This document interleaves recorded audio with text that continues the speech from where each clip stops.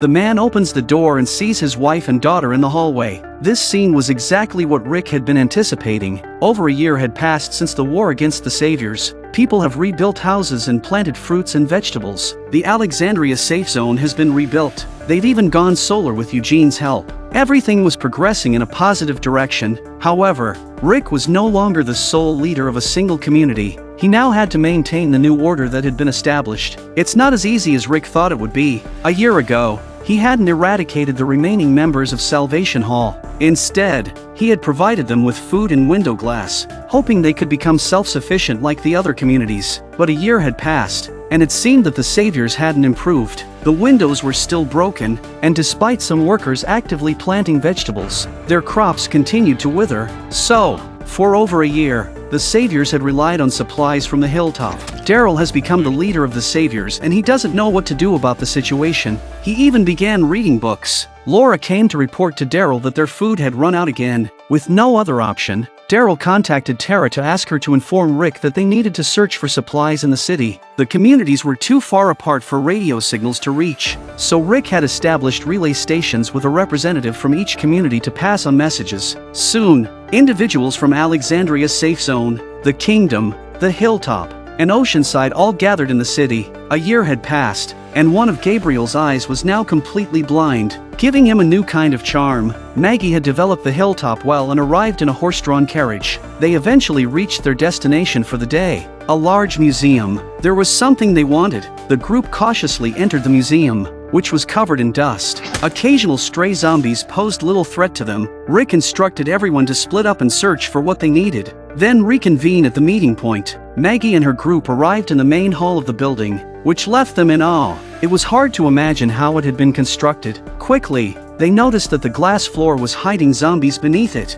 But fortunately, this type of material was unlikely to shatter, so they didn't pay it much mind. They began to split up and take action. The Alexandria safe zone guys went to a storage room. Rick opened drawer after drawer, eventually uncovering bags of packaged items. The labels indicated a comprehensive variety of seed types. Jotties recommended this place, and Gabriel wonders how she knew it had seeds. Jotties explained that she had been a teacher and had brought her students here on a field trip. They had discovered that this place had preserved nearly every type of seed. It was quite the unexpected treasure in the post-apocalyptic world. Perhaps this find could improve the Savior's current situation. Meanwhile, Maggie had stumbled upon a plow, which could be a great asset for agriculture. She decides to take it back, have the blacksmith duplicate it, and give the Saviors a. In the end, everyone found what they were looking for. Even coming across a large medieval-style carriage, they carefully secured it with ropes and slowly lowered it down. They were cautious, fearing that the glass beneath couldn't withstand the weight. Following Rick's guidance, they moved the carriage down step by step. However, they failed to notice that as the wheels turned, cracks had begun to form in the glass, and these cracks were expanding as they moved. Fortunately, their careful approach allowed them to successfully move the carriage across. Now, only a small boat and the plow remained. Seeing the cracks in the glass, Rick kept his cool and instructed them to maintain a steady pace. Ezekiel and Carol quickly left with the plow, but an unexpected incident occurred as Ezekiel slipped and fell. Fortunately, they were all tied with ropes, preventing the zombies from immediately attacking Ezekiel. However, the zombies were still able to grasp his clothes. If the rope were to break, Ezekiel's fate would be grim. Rick quickly organized the team to pull the rope upward, while Daryl used his crossbow to kill zombies and cover Ezekiel. Eventually, with a tense effort, Ezekiel managed to climb back up, narrowly avoiding disaster. Carol rushed forward to comfort Ezekiel, her own nerves still rattled from the scare. Then they loaded up their supplies and started back. This time the community found what they were looking for when they went out looking for supplies. On the way back, Daryl continued to lead the group on his motorcycle. With gasoline being a precious commodity, horseback riding had become the preferred mode of transportation among the communities. The young people behind were engaged in conversation. Among them was a man named Ken, the blacksmith's son from the hilltop. It was his first time on an outing, and he had made new friends. Ezekiel deliberately lingered at the back. The close call he had experienced earlier had left him shaken, fearing he might not have the chance to do certain things before it was too late. Consequently, Ezekiel took out a ring and proposed to Carol. After a few seconds of silence, Carol declined, stating she wasn't ready and using the excuse that she didn't want to be proposed to on horseback. Instead of being disappointed, Ezekiel smiled and said to Carol, "I love you and I will always love you." He promised to keep the ring and wait until she was ready. Daryl and Rosita come back and tell Rick they've both found something. They reported a large horde of zombies in the neighborhood,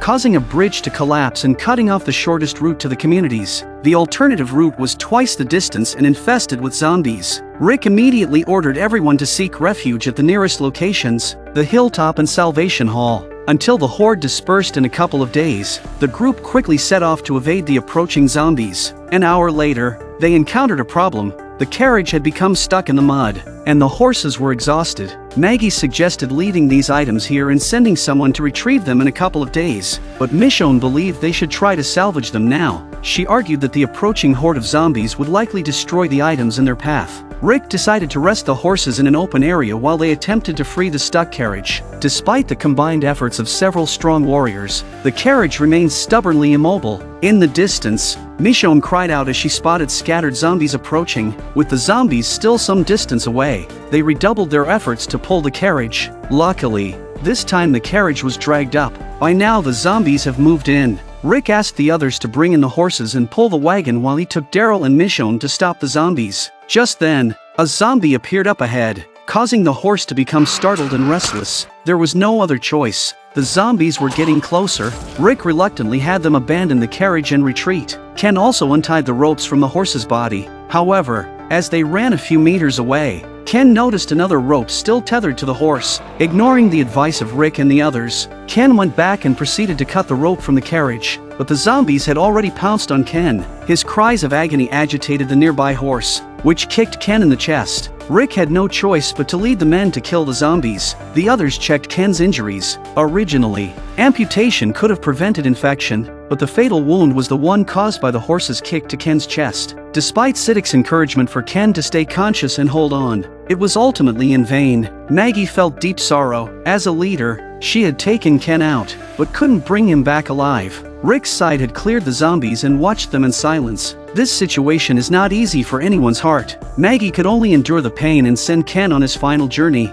That night, Maggie and her people returned to the hilltop. Maggie's first task upon returning was to inform Ken's parents of the tragic news. Ken's mother struggled to accept it. Her son had lost his life for a plow. Tammy lashed out at Maggie. "Is this how you lead?" Her son didn't need to go out there. He didn't even die for the hilltop. "Look at what you've accomplished in the past year. Feeding the saviors with their food wasn't enough. You got Ken killed." Maggie remained silent, understanding the pain of being a parent. After a while, the people of the hilltop gathered to hold a funeral for Ken. Everyone was heavy-hearted. Ken is very popular here, but now that cheerful young man was gone. Maggie could only hold her son and pray upstairs. The couple didn't want to see her right now. Rick and his group then arrived at Salvation Hall. It was the first time for the workers to see Rick, and they all looked at him with curiosity and gratitude. Rick had liberated them, granting them the gift of freedom and equality. At that moment, Michonne noticed something on the wall and asked Daryl if this kind of thing happened often.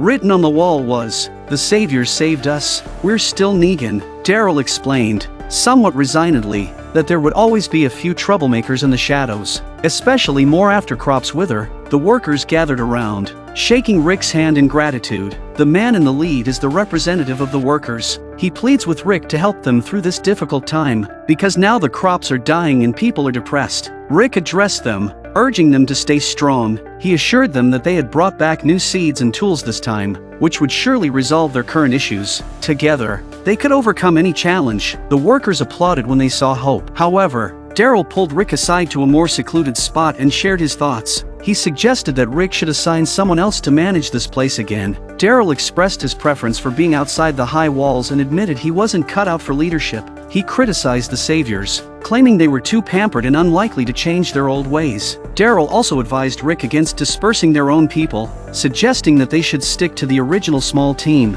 In the apocalypse, they were incredibly strong as a cohesive unit, but Rick disagreed with Daryl's idea. For one, they couldn't afford to give up halfway whenever they encountered challenges. Secondly, there's no one left to replace Daryl. Daryl could only smoke alone in frustration at the thought of having to stay here. Carol, sensing Daryl's frustration, approached him for a chat. They also discussed Ezekiel. Daryl could only offer his blessings. though a hint of jealousy might have lingered beneath the surface. Sometimes, missed opportunities were just that, missed. Carol proposed helping Daryl take over for a while. She encouraged him to pursue whatever he wanted to do. Carol could use the time to figure out if she should accept Ezekiel's proposal or not. They leaned against each other under the moonlight, having already become family in each other's eyes. Meanwhile, at the hilltop, Ken's funeral had concluded, and his mother had fallen into a sorrowful sleep after having a bit of wine. At this moment, Gregory entered their room, intending to have a conversation with Ken's father. Of course, Gregory is here to badmouth Maggie. Naturally, Gregory told Earl that Maggie was nothing more than Rick's lapdog, obediently doing whatever Rick said. If he was still the leader, Ken wouldn't be dead. So, it's Maggie, this woman, who's responsible for your son's death. Gregory claims that he's talked to a lot of people who aren't happy with the way things are. They're just afraid to say so. After a while, Maggie couldn't sleep and decided to take a walk with her son. Unexpectedly, she encountered Gregory there as well. When Gregory saw Maggie, he looked so pleased with her. He didn't have the arrogance he had when he was talking behind her back just now. As Maggie was about to continue her walk, Gregory quickly interjected, "During Ken's burial today, I think I saw your husband Glenn's grave vandalized, probably the work of some mischievous child." Upon hearing this, Maggie hurriedly pushed the baby carriage to check. As Maggie turned the corner of a small building, a figure in black appeared behind her. By the time Maggie noticed, she had already been knocked down, and the baby was crying on the ground. The person in black covered Maggie's mouth to prevent her from screaming. Maggie, not one to back down, engaged in a struggle with the assailant. Though she found herself at a disadvantage in terms of strength, Enid hears the commotion and rushes over to back up Maggie, but she's slapped by the man in black onto a nearby water pipe and passes out. Maggie takes the opportunity to punch the man in black. Alden and Cindy arrive to assist. Maggie rushes up and pulls off the hat of the man in black, who turns out to be Ken's father. In an instant, Marge understood something. Having settled her son, Maggie stormed angrily into Gregory's room. Seeing Maggie's bloodied face, Gregory pretended not to know what had happened. Maggie, seething with anger, confronted him, accusing him of trying to kill her, but being too much of a coward to do it himself. "You really want to lead here?" Maggie asked. "But you're too spineless even to take a life," Gregory retorted, claiming that he had built the hilltop, and Maggie was nothing more than Rick's lapdog. After saying that, Gregory directly stabbed Maggie with the knife in his hand. Fortunately, Maggie had anticipated this move and was prepared.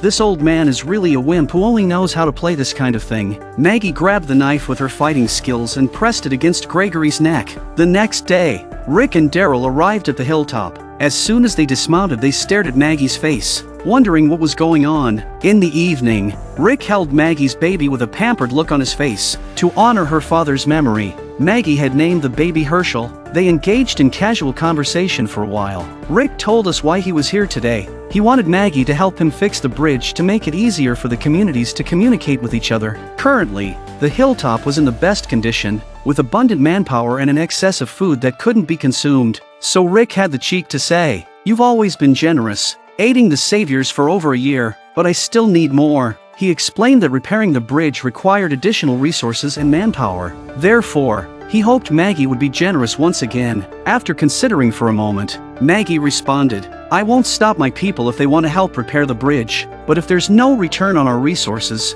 I won't continue. The hilltop already have a lot of people who have a problem with that. So Salvation Hall wants food, I can give it to them, but they have to provide most of the manpower to build the bridge. Additionally, they should supply fuel made from withered corn to the hilltop." Rick, however, insisted that helping Salvation Hall was their duty in its current precarious state, and they shouldn't impose conditions. Maggie directly countered, "Why is it a duty? They surrendered. Not killing them is already a huge favor." She argued that the hilltop themselves hadn't resolved their own issues, so how could they manage Salvation Hall's problems? Rick found himself momentarily speechless in response. Later that evening, Maggie gathered all the hilltop. She was going to settle the matter of Gregory once and for all. Gregory was to face execution by hanging. He begged for mercy, desperately seeking another chance, but Maggie's gaze remained cold and unmoved. She nodded to Daryl. Michonne caught sight of two children behind them and tried to signal Maggie to stop. not wanting the kids to witness the gruesome scene. However, Rick stopped her. Daryl slaps his horse's arse. Gregory swings like a swing. Maggie couldn't stand it this time. She had forgiven Gregory multiple times before, but his unrepentant behavior and attempt on her life had pushed her to this extreme. The thought of what might have happened to her son if Gregory had succeeded was unbearable.